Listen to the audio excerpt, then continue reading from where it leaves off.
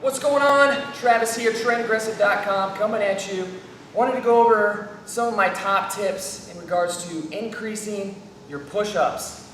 In my time with the Forge Athlete Gym here, I've trained a lot of military personnel, a lot of Marines, in particular poolies. So when they first join the military or sign up to enlist, they have a period of time in which to get ready for real boot camp. And it's crazy sometimes.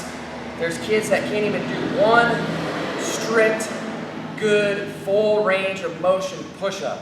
Oftentimes it looks something like this, okay? Hips are sagging and they're only going down about this far, okay? That's not a full push-up. Or if it's not that, it's something like that, or they're leaving their hips down on the ground. That's not a real push-up. That's a ugly looking, like hump the ground type movement. Not sure what that is, but that's not just with military personnel that I work with. That's with any type of new athlete that I work with, or any type of person that's just lacking that upper body strength, that core strength to do a solid push-up. So if you're somebody that's just lacking in overall strength with your push-ups, you're looking to increase your push-ups, you're going to want to use these three different methods. So the first method is, number one, in order to start working full range of motion and getting full range of motion down, we use the hand release push-up. All right, I didn't invent this movement, but it's a great movement to use to progress with your push-ups to build more strength and endurance overall.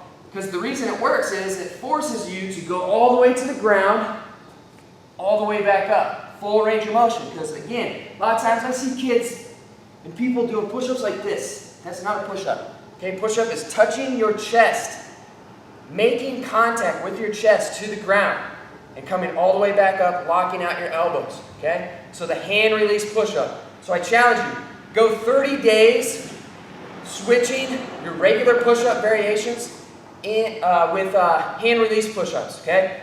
Number one, like I said, it forces you to go full range of motion. Number two, you have to push up from a dead position, so you stop your momentum. So you can bounce off the ground on a normal push-up. Hand release, you gotta lift your hands up, come back up off the ground. So you lose that momentum. It's like a paused push-up, okay? So that's my first tip. Use hand release push-ups. Use that method for 30 days. Go back to your regular push-ups, see how many you increase by, okay? Second, with the range of motion, one thing I want you to focus in on, with your elbows.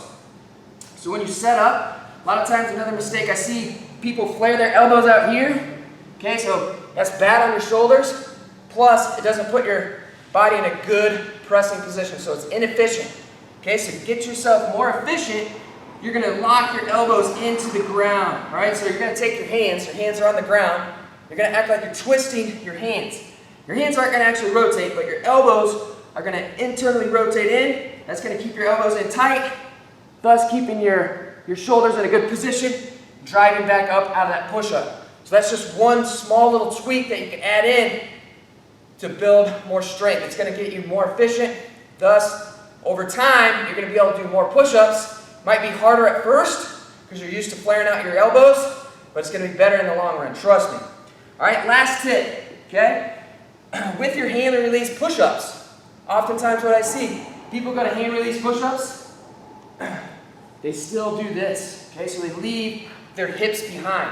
So a couple of other things I want you to think about. You got to keep a tight core. To help practice that, what I want you to do is get a thin bumper plate or just a thin piece of matting, something to raise your feet up off the ground. Just by an inch, maybe 2 inches, nothing too crazy.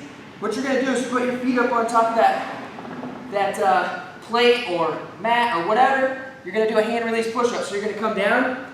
At the bottom, you're going to squeeze your quads, squeeze your butt. Nothing's going to touch the ground except for your chest. Okay, so it's against the rules to touch your knees to the ground. Okay, you should be locking in your abs, squeezing your ass as tight as you can. That's going to help maintain that tension in the middle. Okay, feet up on the mat, like I said, all the way down. Don't let those hips sag behind. So hips come up with the shoulders. Everything's in a nice straight line. So even if you can only do 2 reps, good. That's what you're going to do. You're going to practice every day. Use what I like to call the no matter what method, okay? So every single day, you'll just do one single set. You choose Just one movement at a time. So if you're doing pull-ups, do pull-ups. If you're gonna do push-ups, just use push-ups with your no matter what method. You'll do one set every single day. You'll start at a rep range that you know you can get. So let's say you can get 5 good push-ups. Day 1, you're gonna do 5 good push-ups.